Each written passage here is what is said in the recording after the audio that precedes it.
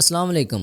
मेरा नाम है आफ़ताब अहमद और बी एजुकेट पर एक नए लेक्चर के अंदर आपको वेलकम करता हूँ। स्टूडेंट्स, आज के इस लेक्चर में हम 9381 कोड की जो बुक है एक्सपोज्ड राइटिंग उसके गेस्ट पेपर्स को डिस्कस करेंगे, पेपर पैटर्न डिस्कस करेंगे और पेपर का फॉर्मेट डिस्कस करेंगे कि किस किस्म का पेपर आता है। अच्छा, सबसे पहले अगर पेपर पैटर्न की बात की जाए तो आपको पता है ओपन यूनिवर्सिटी के सारे पेपर्स का तकरीबन पैटर्न सेम होता है। टोटल 8 क्वेश्चंस आते हैं जिनमें से आपने कोई से 5 करने होते हैं और हर क्वेश्चन जो है वो 20 मार्क्स का होता है। इसके बाद है कि पेपर का फॉर्मेट किस तरह का होता है, पेपर में क्या-क्या चीज़ें आती हैं। पेपर मोस्टली जो है ना, वो आपकी बुक से ही आता है। बुक में जो चीज़ें पढ़ाई गई हैं ना, वही चीज़ें पूछी जाती हैं ज़्यादातर। अच्छा, ये जो गेस क्वेश्चंस हैं ना, 10-12 क्वेश्चंस हैं, इनको अगर आप कर लेते हैं ना अच्छे तरीके से, तो इंशाल्लाह आपका पेपर जो है वो 100% अटेम्प्ट हो जाएगा। इन्हीं में से आपका सारा पेपर आएगा। अगर ये कांसेप्ट आपके क्लियर हो जाते हैं ना, तो पेपर आपका क्लियर है। अगर आप इनमें से आधे क्वेश्चन भी कर लेते हैं ना, 6 क्वेश्चंस भी अगर आप कर लेते हैं तो आप इंशाल्लाह 60-70 नंबर तक पेपर आसानी से हल कर सकते हैं। अच्छा, पहला क्वेश्चन है पहले यूनिट से, define expository writing, explain its primary purpose. Expository writing क्या होती है, उसका मकसद क्या है, मेन ऑब्जेक्टिव क्या है। ये चीज़ें इंतहाई ईजी हैं और इंतहाई इंपॉर्टेंट है। पहला क्वेश्चन कई एक पेपर के अंदर यही आया होता है। Differentiate it from persuasive and narrative writing. Narrative writing, persuasive writing, इसके दरमियान फ़र्क क्या है, मेन कैरेक्टरिस्टिक्स क्या हैं, objectivity, clarity and reliance on evidence. तो ये पहला क्वेश्चन है, एक्सपोजिटरी राइटिंग क्या होती है, उसका पर्पस क्या है, उसकी जो डिफरेंट पर्सपेक्टिव्स हैं, उसकी जो कैरेक्टरिस्टिक्स हैं, ये आपको आनी चाहिए। इसके बाद दूसरा क्वेश्चन है, identify and describe 5 main types of expository writing. अच्छा, एक्सपोजिटरी राइटिंग की जो टाइप्स हैं ना, वो भी आपको आनी चाहिए। उसमें डेफिनेशन ऐसे होता है, कंपेयर एंड कंट्रास्ट ऐसे होता है, कॉज एंड इफेक्ट राइटिंग या ऐसे है, प्रॉब्लम सॉल्यूशन ऐसे, प्रोसेस एनालिसिस ऐसे, provide a clear example of each type, हर एक टाइप की एक क्लियर एग्जांपल दें। तो ये बड़ा ही आसान क्वेश्चन है। मैं आपको साथ-साथ थोड़ा-थोड़ा रिव्यू भी करवाता जाता हूँ। डेफिनेशन ऐसे वो ऐसे होता है जिसमें आप कोई चीज़ डिस्क्राइब करते हैं। ये बयानिया ऐसे होता है, आपने किसी चीज़ को बयान करना होता है, वाज़ेह करना होता है, वज़ाहत देनी होती है। कंपेयर एंड कंट्रास्ट ऐसे एक ऐसा ऐसे होता है जिसमें आप 2 चीज़ों का मवाज़ना करते हैं, उनको कंपेयर करते हैं। 2 चीज़ें आप लेते हैं, उनकी सिमिलैरिटीज़ और डिफरेंसेस डिस्कस करते हैं। उनके दरमियान क्या-क्या मुमासलतें हैं और क्या-क्या मुख्तलिफ चीज़ें हैं। इसके बाद कॉज़ एंड इफ़ेक्ट, ऐसे में 2 चीज़ों या एक चीज़ के आप कॉज़ेज़ और इफ़ेक्ट्स बयान करते हैं, यानी उसकी वजूहात क्या हैं, वो किस वजह से वाक़या हुआ है, वो किस वजह से वाक़या पेश आया है, उसका सबब क्या है, उसकी वजह क्या है, वो सारे असबाब डिस्कस करते हैं। फिर उसके इफ़ेक्ट्स डिस्कस करते हैं, यानी उसके नुकसानात क्या हैं, उसके असरात क्या हैं, उसके फ़ायदे क्या हैं। ये सारी चीज़ें इफ़ेक्ट में आती हैं। जैसे आप कोरोना की मिसाल लें, कोरोना वायरस, उसके पहले आप कॉज़ेज़ डिस्कस करेंगे कि वो किन-किन वजूहात से पैदा हुआ और उसके बाद आप उसके इफ़ेक्ट्स, असरात लिखेंगे कि क्या-क्या उसके असरात थे, उसने कैसे इफ़ेक्ट किया, कौन-कौन सी बीमारियाँ फैलीं, ये वो वगैरह-वगैरह। इसके बाद प्रॉब्लम सॉल्यूशन, ऐसे एक ऐसे-ऐसे होता है जिसमें आप कोई प्रॉब्लम सॉल्व करवाते हैं। किसी मसले का हल आपने बताया होता है, तो इसमें स्टेप बाय स्टेप प्रोसीजर होता है एक, जिसमें कोई मसला हल करवाया गया होता है। इसके बाद प्रोसेस एनालिसिस ऐसे है, इसमें कोई प्रोसेस आपने बताया है, कोई काम करने का, कोई चीज़ बनाने का, कोई काम करने होने का प्रोसेस, आपने कोई तरीकाकार बताया है। जैसे फॉर एग्ज़ाम्पल ऑमलेट बनाने का तरीका है, रेसिपी है कोई, रेसिपीज़ अक्सर आपने देखी होंगी, वो प्रोसेस एनालिसिस की एक किस्म होती है। ठीक है, इनको आपने एक्सप्लेन करना है और साथ-साथ एक-एक एग्ज़ाम्पल भी इनकी आपने देनी है, तो ये बुक में से आपको मिल जाएगी।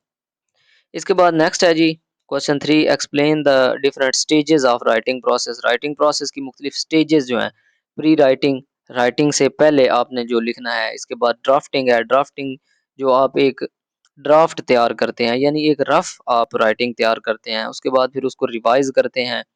रिवाइज़ करने के बाद उसमें जो गलतियाँ होती हैं ना, मिस्टेक्स, रिवाइज़ का मतलब होता है कि आपने उनकी मिस्टेक्स उसकी जो हैं वो आपने मार्क करनी है। फिर एडिटिंग करनी होती है, यानी वो जो आपने मिस्टेक्स निकाली हैं, वो आपने फिर ठीक करनी है, उनकी करेक्शन करनी है। इसके बाद आपने प्रूफ रीडिंग करनी होती है, यानी फाइनल जब आपका तैयार हो गया ना पैराग्राफ या आपका जो टेक्स्ट या एसे, उसको सबमिट करवाने से पहले आपने प्रूफ रीडिंग के लिए उसको चेक करना होता है कि उसके अंदर कोई मज़ीद गलती, कोताही, खामी तो नहीं रह गई। अगर कोई हो तो उसको भी आपने ठीक कर लेना होता है। Why is it important to follow these stages in a sequential manner for producing a quality expository essay?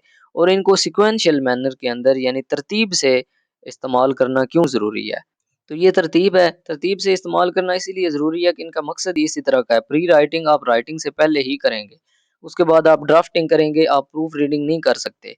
Drafting के बाद आप उसको रिवाइज़ करेंगे, रिवाइज़ करने के बाद आप उसको एडिट करेंगे, एडिट करने के बाद आप प्रूफ रीड करेंगे और फाइनली आप सबमिट कर देंगे। इसके बाद है जी next question number 4, describe the standard structure of an academic essay, introduction, body, conclusion. एक एकेडमिक एसे का स्ट्रक्चर क्या होता है? जो स्टैंडर्ड स्ट्रक्चर होता है ना, उसमें आपको पता है इंट्रोडक्शन आता है, फिर बॉडी आता है, फिर कंक्लूजन आता है। इंट्रोडक्शन में आप उसकी वजाहत करते हैं, उसका तारफ़ करवाते हैं, टाइटल वगैरह। बॉडी के अंदर आप उसका सारा टेक्स्ट जो है ना, उसके मुतालिक जितनी भी एक्सप्लेनेशन होती है वो बॉडी में लिखते हैं, और कंक्लूजन के अंदर फाइनल रिजल्ट आप उससे निकालते हैं। और इसमें फ़नल टेक्निक है, आपने पढ़ी फ़नल टेक्निक क्या होती है, वो बतानी है। Introduction, for the introductions and the purpose of a strong thesis statement. और एक पील मेथड होता है, पॉइंट, एविडेंस, एक्सप्लेनेशन और लिंक। इन 4 लेटर से मिलकर बना है पील। ये क्या होता है? ये दोनों चीज़ें इंपॉर्टेंट है, ये भी आपको आनी चाहिए। फ़नल टेक्निक जब मैंने यूनिट पढ़ाया था तो मैंने आपको समझाया था कि इस तरह की एक फ़नल होती है, इस तरह करके ना, ऊपर से थोड़ी बड़ी होती है और नीचे से वो छोटी होती है। ये आपने फ़नल देखी होगी, ठीक है? तो ऊपर से ज़्यादा इन्फॉर्मेशन आ रही है, नीचे से कम, यानी समराइज़ कर दिया है एक चीज़ को। तो ये यूनिट आप पढ़ेंगे ना तो वहाँ पे आपको क्लियर हो जाएगी। फ़नल टेक्निक और PEEL method, P for point, E for evidence, E for explanation और L फॉर लिंक। ये दोनों टेक्निक्स आपको आनी चाहिए, और एक स्टैंडर्ड जो स्ट्रक्चर होता है किसी ऐसे का वो आपको आना चाहिए। 3 चीज़ें हैं, इनको आपने 4-4 लाइनों में एक्सप्लेन करना है, बड़ा आसान है। इसके बाद नेक्स्ट क्वेश्चन है, what are narrative techniques? Narrative techniques क्या होती हैं? How can they be effectively utilised in expository writing without compromising its factual integrity? Discuss the use of anecdotes, settings and foreshadowing with examples. तो ये narrative techniques वाला question हो गया। इसके बाद है, explain the importance of writing for a specific purpose and specific audience. मखसूस मकसद के लिए और मखसूस ऑडियंस के लिए लिखना, इसका क्या मतलब है, इसकी क्या अहमियत है? ये बड़ा इंपॉर्टेंट क्वेश्चन है। How do factors like the audience age, knowledge and cultural background influence a writer's choice of tone, style और लैंग्वेज?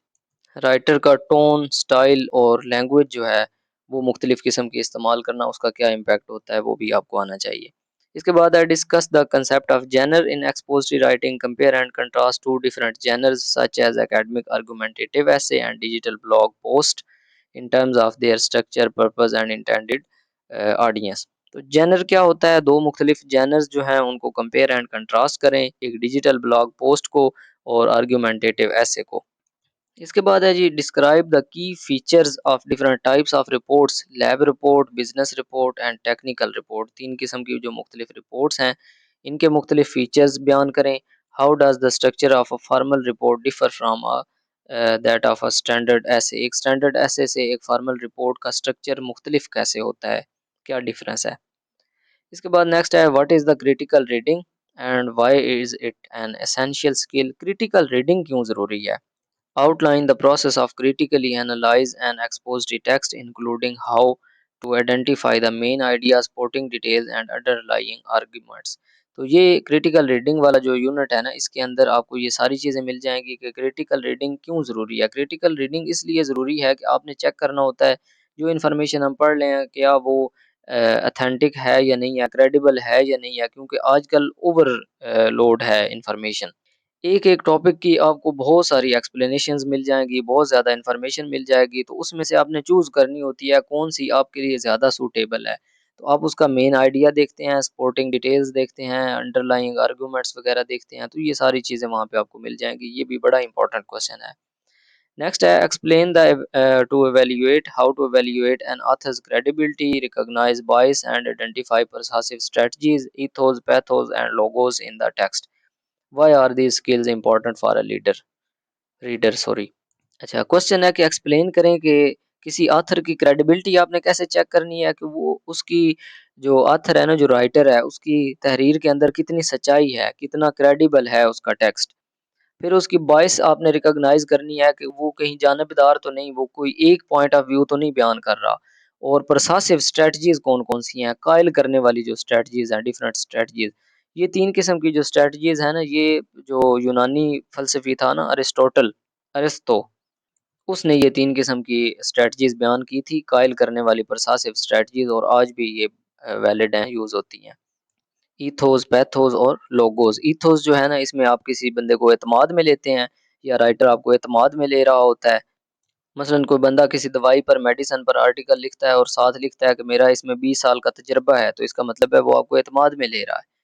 इसके बाद पैथोस है इमोशनल चीज़ें, आपको इमोशनल ब्लैकमेल का आपने नाम सुना होगा, वो आपको किया जाता है कायल करने के लिए। मसलन ये चैरिटी लेने वाले जो अदारे हैं, वो अपनी एडवर्टाइज़मेंट के ऊपर भूखे बच्चों की तस्वीरें लगाकर आपको इमोशनल कर सकते हैं, तो ये एग्ज़ाम्पल है पैथोस की। इसके बाद लोगोस है लॉजिक इस्तेमाल करते हुए। आप logics, fact and figures, statistics इस्तेमाल करते हैं, अदाद-ओ-शुमार इस्तेमाल करते हैं, सबूत इस्तेमाल करते हैं। लोगोस, ये लोगोस है, लॉजिक से निकला है। तो ये क्यों इम्पोर्टेंट है रीडर के लिए? तो ये क्वेश्चन हो गया, बड़ा इम्पोर्टेंट है और बड़ा आसान है। इसके बाद है प्लेगरिज्म क्या होता है? Explain why it is a serious ethical violation in academic writing, describe at least 3 different forms of plagiarism. ये बड़ा इम्पोर्टेंट क्वेश्चन है, बहुत अहम मसला है। प्लेगरिज्म क्या होता है? प्लेगरिज्म एक चोरी को कहते हैं, यानी आप किसी और का टेक्स्ट उठाकर अपने टेक्स्ट के अंदर लिख रहे हैं और उसका हवाला भी नहीं दे रहे हैं, उसको क्रेडिट भी नहीं दे रहे, ये प्लेगरिज्म है। तो इससे बचना कैसे है, इसको अवॉइड कैसे करना है, ये भी बड़ा इम्पोर्टेंट क्वेश्चन है। और इसकी जो डिफरेंट स्टेजेज़ हैं, फॉर्म्स हैं, वो क्या हैं, वो भी आपको पता होनी चाहिए। यानी एक फॉर्म इसकी ये है कि आप किसी और का कंटेंट जो है ना, वो हूबहू same as it is copy करके पेस्ट कर लेते हैं, ये प्लेगरिज्म है। इसके बाद दूसरी इसकी फॉर्म होती है कि आपने वो टेक्स्ट कॉपी पेस्ट किया, लेकिन हूबहू same as it is copy paste नहीं किया, आपने थोड़ा बहुत चेंज कर दिया, वर्डिंग चेंज कर दी, लेकिन आइडिया सेम वही है और क्रेडिट भी आपने उस ओरिजिनल राइटर को नहीं दिया। और तीसरी इसकी फॉर्म ये होती है कि आपने समराइज़ कर लिया, आपने उसकी ना समरी बना ली, यानी लार्जर जो टेक्स्ट था उसको शॉर्ट करके लिख लिया, लेकिन अगेन आपका आइडिया वही है, लेकिन आपने ऑथर का हवाला नहीं दिया। तो ये प्लेगरिज्म है, इसकी फॉर्म्स हैं। इसके बाद क्वेश्चन है what are the best practices to avoid plagiarism? Plagiarism से अवॉइड कैसे किया जा सकता है? डिफरेंट जो स्ट्रेटजीज हैं, discuss the importance of proper citation, referencing, affecting paraphrasing and good time management, explain the difference between citation and reference, provide an example for APA style. तो ये लास्ट जो यूनिट है, 9th यूनिट, उसमें आपको सारी चीज़ें मिल जाएंगी। प्लेगरिज्म से अवॉइड कैसे करना है? एक तो सेम एज इट इज़ हूबहू आपने चीज़ें कॉपी नहीं करनी, उनको चेंज करना है। और प्रॉपर साइटेशन और रेफरेंसिंग करनी है, आपने साइटेशन करनी है, यानी उनका रेफरेंस देना है, जो ओरिजिनल ऑथर है उनका रेफरेंस देना है। डिफरेंट टेक्निक्स हैं, डिफरेंट तरीके हैं रेफरेंस देने के, साइटेशन के मुख्तलिफ स्टाइल हैं। एक एपीए स्टाइल है, अमेरिकन साइकोलॉजिकल एसोसिएशन, और एमएलए स्टाइल है, इसके अलावा शिकागो स्टाइल है। ये 3 जो कॉमन स्टाइल्स यूज़ होते हैं, ये हैं। इसके बाद आप इसको कैसे कम कर सकते हैं? पैराफ्रेज़िंग करके। पैराफ्रेज़िंग ये होती है कि आपने उसको चेंज कर लेना है, सारी वर्डिंग जो है ना उसको चेंज कर दें, अपने अल्फ़ाज़ के अंदर बयान करें, ये पैराफ्रेज़िंग होती है। फिर टाइम मैनेजमेंट, प्लेगरिज़्म की मेन वजह टाइम मैनेजमेंट होती है। जब आप टाइम ज़ाया करके बिल्कुल एंड टाइम के अंदर अपनी असाइनमेंट्स वगैरह बनाते हैं ना, तो फिर आप प्लेगरिज़्म का सहारा लेते हैं। तो अगर आप टाइम को अच्छे तरीके से मैनेज कर लें, टाइम से स्टार्ट कर दें और वक़्त ख़त्म होने से या डेडलाइन से पहले-पहले आप असाइनमेंट एंड कर लें, तो आप प्लेगरिज़्म से बच सकते हैं। और जो डिफरेंट टूल्स हैं ना, फॉर्म्स के अंदर जो डिफरेंट टूल्स हैं, आर्टिफ़िशियल इंटेलिजेंस के टूल्स, एआई टूल्स जैसे चैट जीपीटी है, जेमिनी है, डीपसीक, इस तरह के, उनसे डाटा लेना, उनसे कॉपी करना और रेफ़रेंस दिए बगैर इस्तेमाल करना, ये भी प्लेगरिज़्म होता है। तो ये मुख्तलिफ क्वेश्चंस थे, 12 क्वेश्चंस हैं।